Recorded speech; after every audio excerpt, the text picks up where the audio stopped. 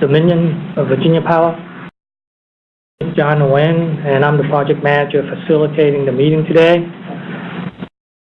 We start to inform everyone of the security requirements. If you're not an NRC employee, you can walk around freely on this floor without an escort, and at the end you could return your visitor badge at the security desk in the lobby. The purpose of the meeting is for Dominion to provide a status update on the High Burnup Dry Cast demonstration project proposed at the North Anna Power Station. Dominion will be discussing the technical specifics and the projected licensing process for both the High Burnup cast and also the renewal of the specific license efficacy pad upon which the High Burnup cast will be placed. The meeting is open to the public and was noticed on April 24th. This is the Category 1 meeting. It means the public is invited to observe the meeting and will have an opportunity to discuss regulatory issues with the NRC once the business portion of the meeting is concluded. But before the meeting is adjourned, I believe there are several members of the public in the room and also on the phone today. As agreed beforehand, any information considered as proprietary should not be discussed at this meeting, and all hands out will be included in the meeting summary, which will be posted on the public docket. There are extra copies of the presentation right behind these two gentlemen here, and for those that are on the phone, I just put the presentation in Atom, and hopefully it shows up. But if you have access to the internet, the ML number for the presentation is 15133 A is an Apple 082. Also, we intend to have an open dialogue. Please take note that we do not discuss nor conduct any technical reviews by these meetings, and neither Dominion nor the NRC are making any regulatory commitments. In the event of emergency during the meeting, please follow me outside the building, the front doors here, so that I can ensure that all the visitors have made it out of the building safely. We have been asked to mention the NRC safety culture policy statement at the beginning of each public meeting to remind the NRC licensees and certificate holders and the public of important safety issues in all we do in the nuclear industry. The policy statement provides the NRC's expectation that individuals and organizations performing regulated activities establish and maintain a positive safety culture and significant their activities and the nature and complexity of their organization and function. I have a couple of copies of the safety culture brochure right at the corner, and with that, now we're going to go around and do our introductions. Again, my name is John Nguyen, and I'm a project manager in NMSS.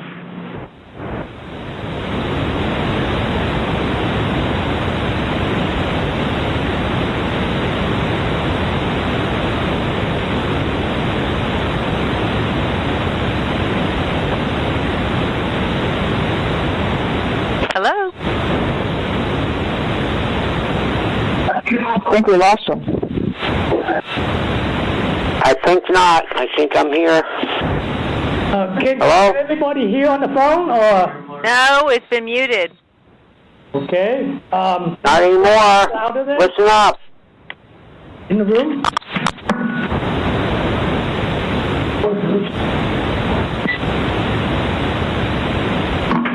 David Roberts, Areva account,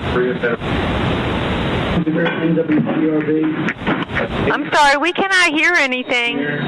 I'm here. We're not hearing the room. Can you hear? Well, of course you can hear. Where are the introductions to?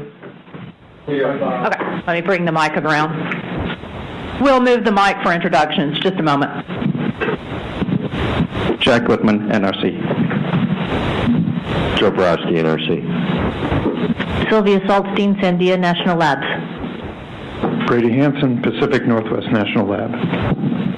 Ned Larson, Department of Energy, Office of Nuclear Energy.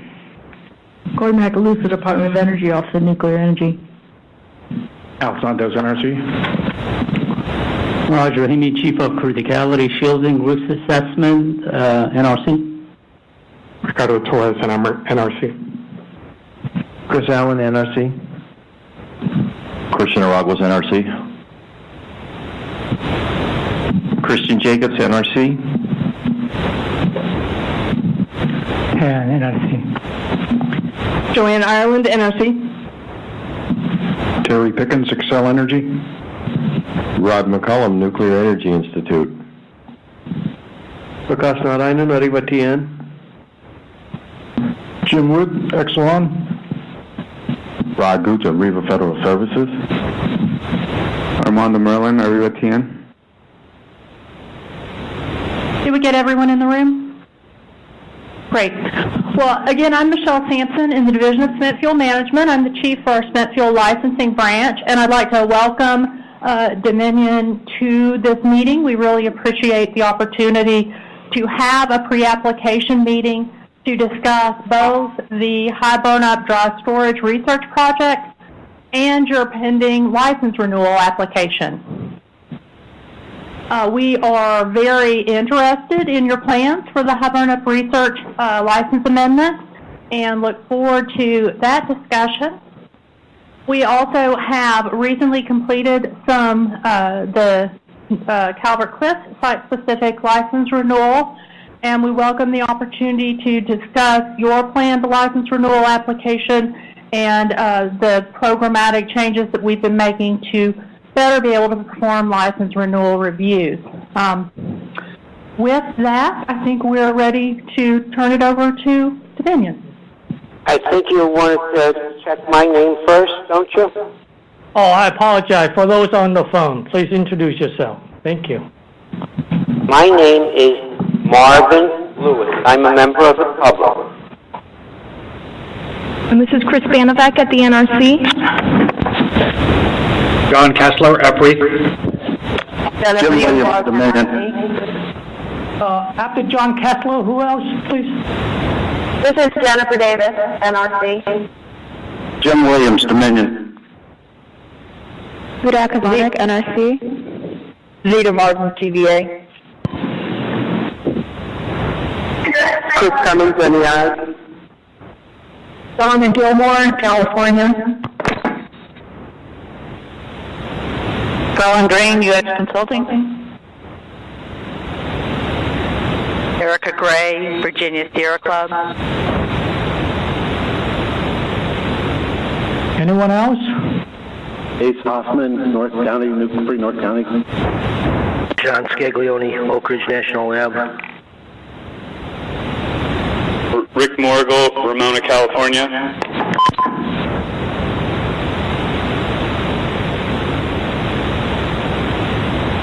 Anyone else? All right, with that, I'll turn over to Dominion. Gina, can you, with that, if people need to speak, then can you please pass that around? Yes, on.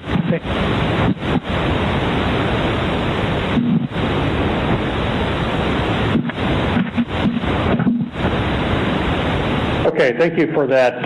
For those on the phone, can you hear me speaking? Yes. Yes. Okay. Very good, thanks. My name is Tom Brookmeyer. I'm from Dominion. I'm going to be going over the summary of what we have for a license amendment request that we plan to come in to the NRC in July of 2015. Real quickly, the agenda here, I'm going to describe again the background of the project, fuel selection update, certain project milestones, some specifics related to the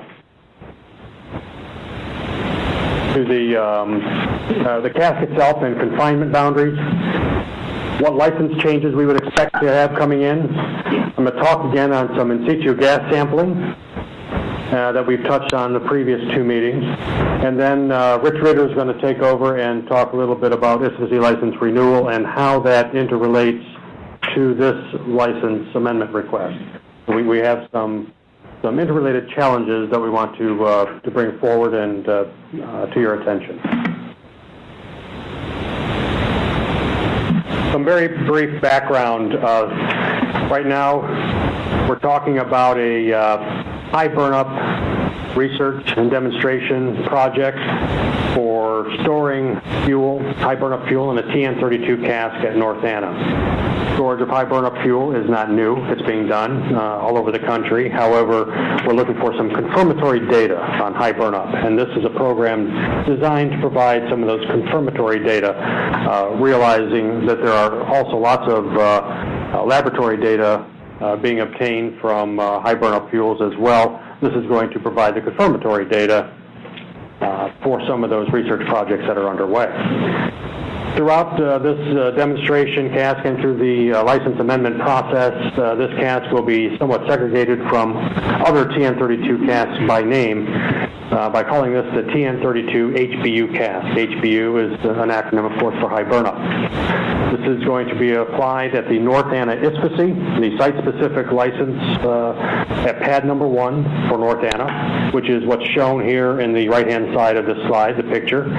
We have 27 casks. TN32 casks are all of the ones that are shown in this picture, and it may not stand out to you as much, but up at the upper left-hand corner of that pad there is one extra space for the 28th cask, and so this TN32 would fit nicely in this particular pad 1 under our site-specific license. Excuse me, I don't mean to interrupt. But that ML number that we were given, can someone repeat that, because it's not showing up in Adam? Yeah, as I said, it might not be available yet, but the ML number is 15133 Ace and Apple 082. Okay, it's not showing up yet. Yeah, I did an immediate release, but it may take a little while, so. Okay, thank you.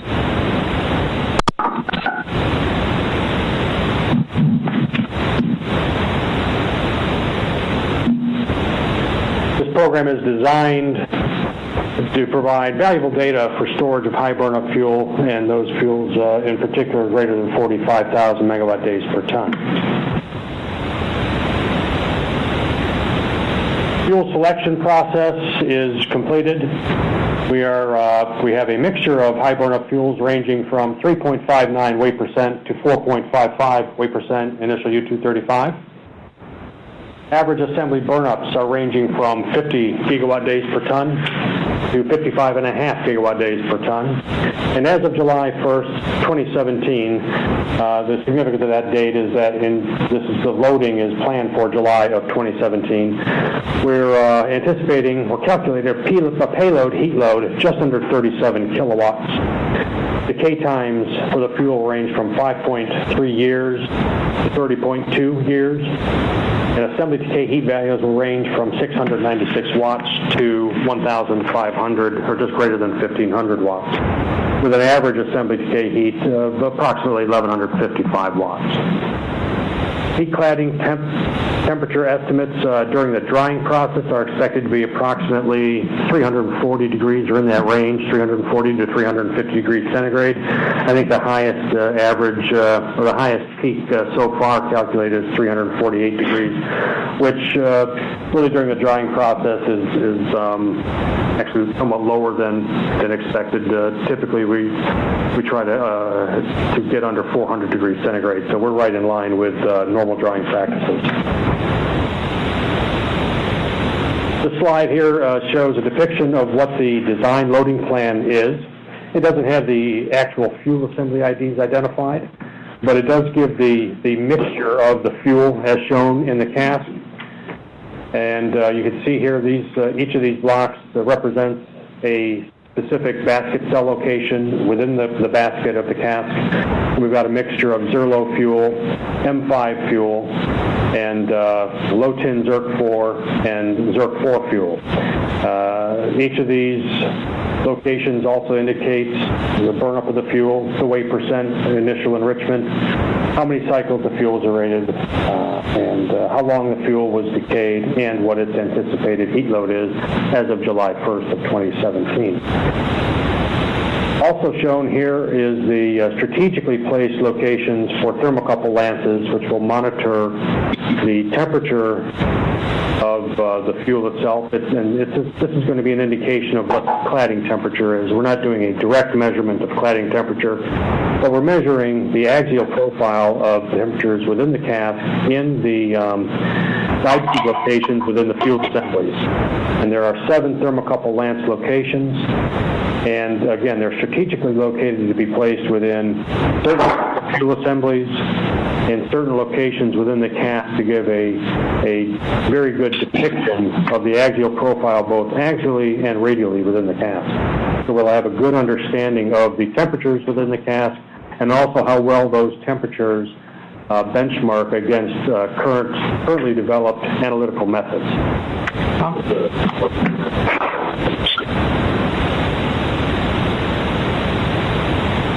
Hold on a second. Yeah, can the folks on the phone, can you please mute? Thank you.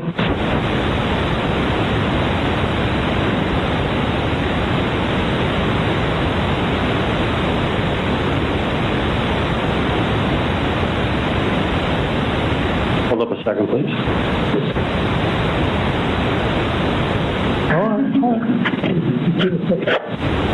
Can you hear me now? One question that we did have about this is that we noticed that the thermocouples weren't necessarily located at the fuel assemblies with the highest PKE. Was there any particular reason for that, or happenstance, or? I recall exactly. I know we went through a lot of gyrations with the national labs on how to select these certain fuel assemblies, and they're not all depicting just the highest heat assemblies, but we're trying to get the radial depiction of the location within the cask, and also trying to monitor separate individual fuel assemblies that are somewhat unique. So, Keith will address this.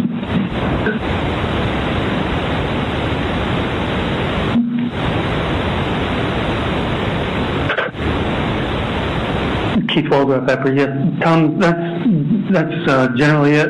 When we were selecting the fuel, we initially had a high heat load in the center, and we chose to select those locations to instrument. Some of those assemblies are key for collecting some of the data we're looking for. Then when we found out we weren't getting the heat that we wanted, then we started adding some additional assemblies just for heat. So while those might be higher in heat, they're not instrumented, they're more there to drive the temperatures in the other assemblies.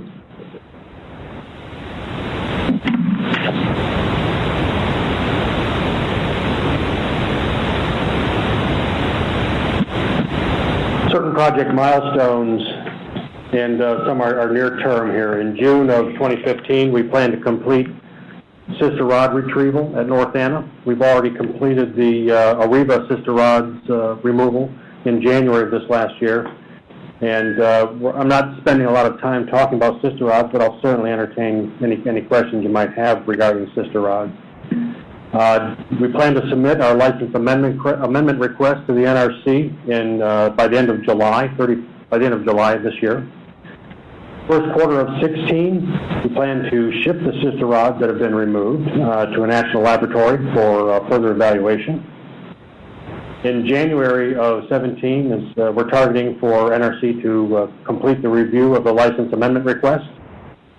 By June of 17, completing a dry run and functional tests. And then by the end of July 17, we anticipate having the cask loaded and to begin some what we call thermal soak period, where we're going to acquire some initial thermal data from the cask while it's still in the cask preparation bay.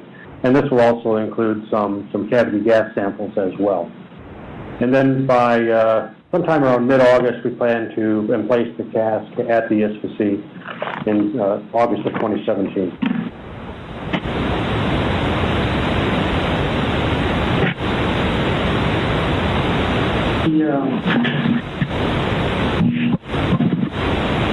You're going to submit the license amendment request at the end of July of this year with the expectation that it's going to be complete by January 17th. So that's roughly 18 months. And I guess that's relatively high schedule, so it's, without having to say much further, but I mean, I assume that you guys know that you need to submit a high-quality application, so we don't have to go through a long, lengthy process of acceptance review and potentially RSI and things of that nature. Thank you. Yeah, I'll talk a little bit about that. Thank you, John. Yeah, we're sensitive to the timing, and certainly a quality submittal is what we expect to provide to you. And I think what we're seeing here as we go through this, that the number of changes that we're expecting with our license amendment are not significant. And some of the analyses have shown that we're still well within margins that the CAS was actually designed for.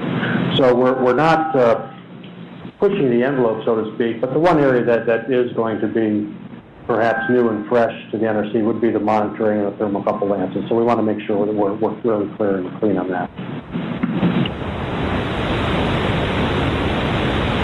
We don't expect any significant changes to the CAS body or the basket. This was originally nameplated as, I'm talking about the TN32 HPU CAS here, sorry. This was originally nameplated as TN32 Bravo-81, which is the original nameplate on the CAS. It was fabricated, and a certificate of conformance was issued by Arriva TN back in the early 2000s. We will be adding an additional nameplate to identify that this is the research and demonstration CAS, and also we will be recoating the exterior of the CAS just to give it a fresh coat of paint. So those are really the types of details that will be, or the types of changes that will be done to the body of the CAS. We're not going to make any changes to the pressure monitoring system, the pressure switches or alarm hookups that are currently exist with our TN32s. They'll be just like what we currently have in place and will operate just the same. However, the pressure monitoring system, which we call the OP system, will have additional ports on it to monitor the thermocouple lance penetration. So the thermocouple lances will be monitored by the monitoring system, but other than that, we're not going to change the way that the monitoring system works within the institute. I think I have another question. Yeah. Talking about the basket as it was designed for the initial certification, what kind of temperature you expect for these aluminum plates and also these inserts? Are they going to have a much higher temperature in the sense that it's going to have a different characteristics for these aluminum parts of the basket as some kind of media to support the basket performance? My understanding is there was some inelastic behavior for the cask subject to tip over, that kind of a scenario at one time. Gary, are you familiar with that? I got a microphone here. This is Gary Clark with Arriva Federal Services. The structural analysis of the basket was performed for the standard tip-over accidents that's described in the North Anna IFSC SAR. And the basket, even with increased temperatures due to the higher temperature payload, did not experience any inelastic deformation.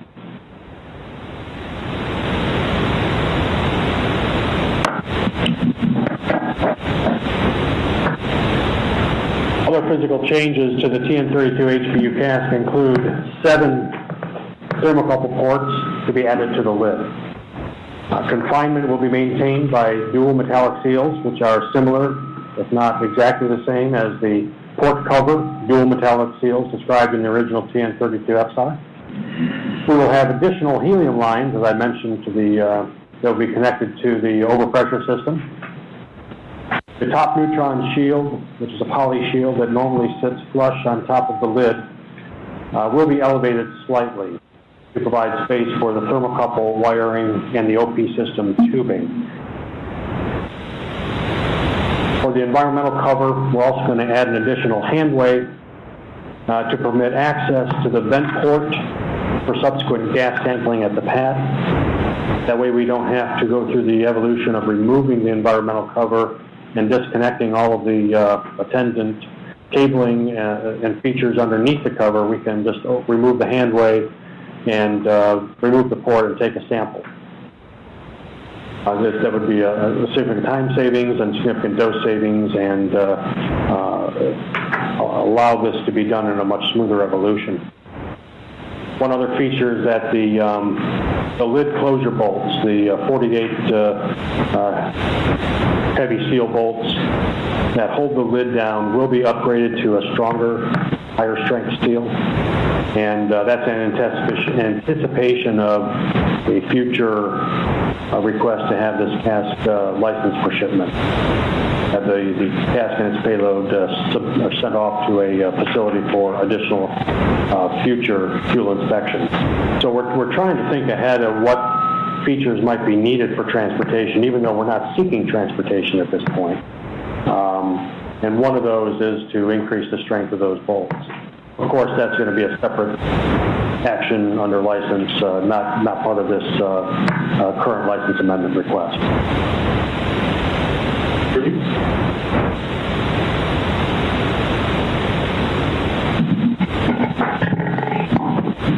Is the plan to use, this is Ricardo Torres, NRC, is the plan to use a single monitoring system for all port seals, for the thermocouples and as well as the vent port? Yeah, and I guess my follow-up question would be, how are those going to be connected? Is there going to be some sort of manifold connecting all of them, and is that going to be a safety-related or important safety item in the design?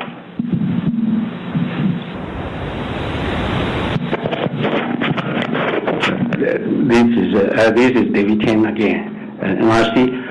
Talking about replacing these closure lead bolts, 48 of them. My understanding, TN line of design like TN40 at one time, and they talk about upgrading the closure bolt grade. Now, see, in that kind of evaluation, my understanding, even TN looked into the fuel growth in after storage for some time, and in the end, calculate the gap and a few other attributes about the fuel assemblies as it could interact with the closure lid, the bottom side during transportation. Okay, not storage. So there was quite some evolved discussion among TN and the staff. So you might want to gain some experience as to what transpired in that particular licensing action and to see whether there's such a need for you to plan transportation for the fuel.